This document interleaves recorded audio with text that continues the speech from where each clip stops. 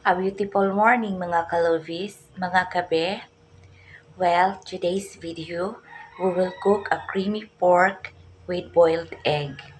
This is very quick and easy recipe. Suwak po itong pangbaon natin sa work at pangbaon ng mga kiddo sa school. I hope you miss me in the kitchen. Miss niyo sana yung banding natin here in the kitchen. So today, we will start cooking. Tara na! Here, I slice sa pork na tama lamang po sa dami.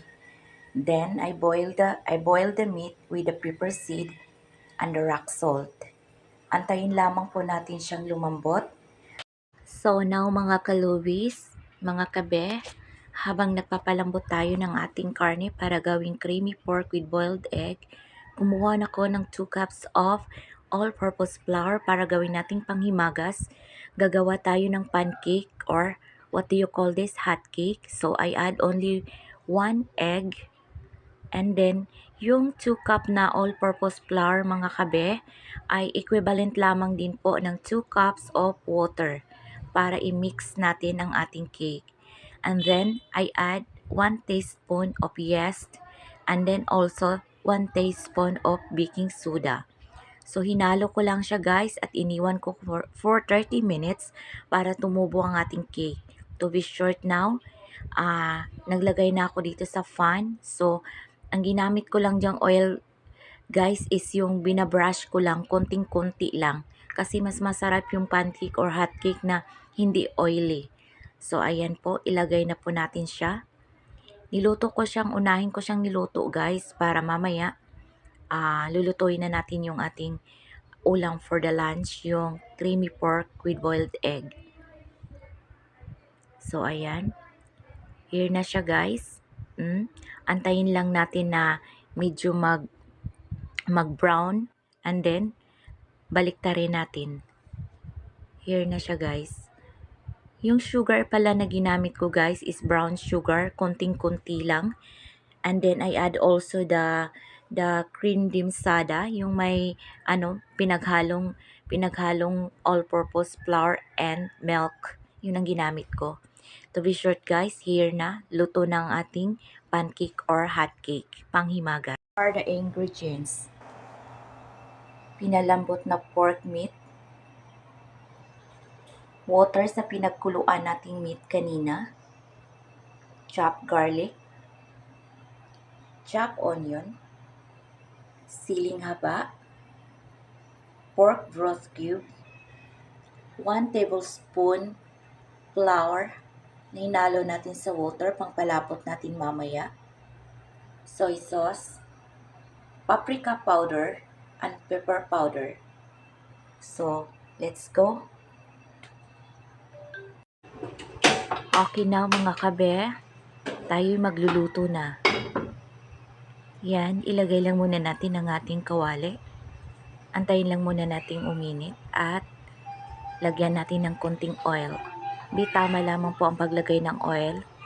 Na tama lamang po masute ang ating mga ingredients tulad ng garlic, onion. Okay. Now guys, may tamang init ng ating oil. So, ilagay na natin ang ating sliced garlic. Let the garlic into golden brown. Mas mainam kasi ang garlic pag golden brown. Lumalabas ang amoy nito at namnam ng ating garlic. Okay then, since our garlic is golden brown, it's time to add our sliced onion. Sauté lang natin siya guys. Okay, now, pagaluin lang natin. Shout out nga pala ako kay Miss Catherine Nua Bernasor, Lesal Bernasor Montero, April de la Cruz, Maria Dizzy, Iris, and Leticia.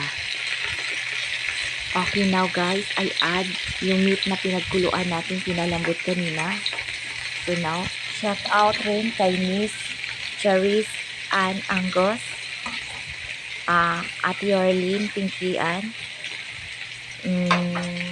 Langga, Mary Carmel Diloso, Logroño. Now I add the pepper powder. Shout out kay Jean, Marilyn, Ate Marites, at Ate Tita. Shout out kay Sophia, Heart Sophia, Bernasor Domicog, Don Sherry, and Sheila Mikayo, William Oro, and kay Pempem, kay Pupo, at kay Chikoy. Take care always, guys. Now, i-add na natin ang ating water sa pinagkuluang karne kanina. Guys, wag na po tayo mag-add ng rock salt or salt kasi kanina yung pinakuluan natin ng ating meat, I put already the rock salt and the pepper seed. So, ayan po. Haluin lang muna natin siya. Okay, then, ilagay natin ang ating pork broth cube.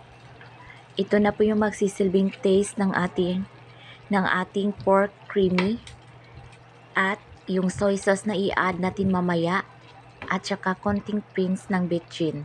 Guys, optional lamang po ang paglagay ng bitchin. Pag hindi po gusto, wag na po kasi malasa na po talaga yan. So, sa akin naman, I prefer to put bitchin kasi gusto ko po yung tasty talaga. So, I add now the cream. Yung ginawa nating all-purpose flour na 1 tablespoon at saka half tablespoon na cornstarch. Then, I add also a soy sauce. Guys, yung pag-add ng soy sauce, tamang-tama lamang po ha, na magkulay sa ating creamy pork. Kasi may broth cube na po yan. So, talagang malasa na. Avoid to be salty.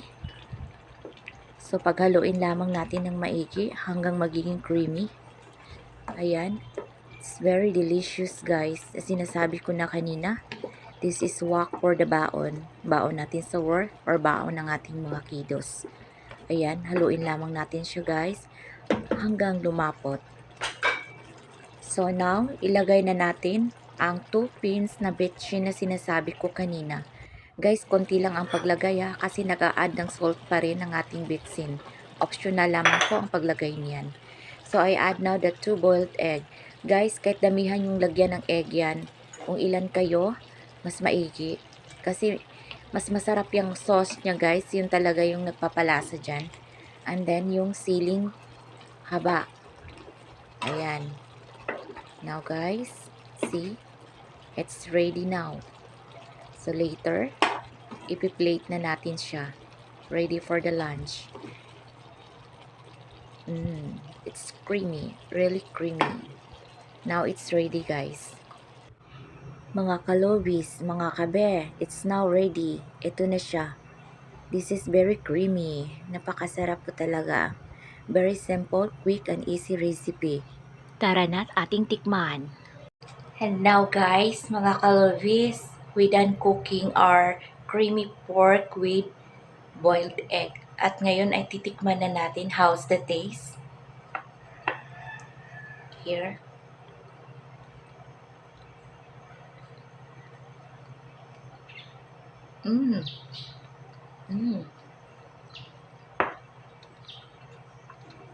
So yummy. So delicious. And guys, see? Napaka-creamy po niya. And it's very nice po na ilagay natin sa ibabaw ng ating rice. Well, thank you for watching, guys. I hope you enjoy my video for today. Until we see each other again in my next video. Ingat po kayo. Take care. Maraming salamat po.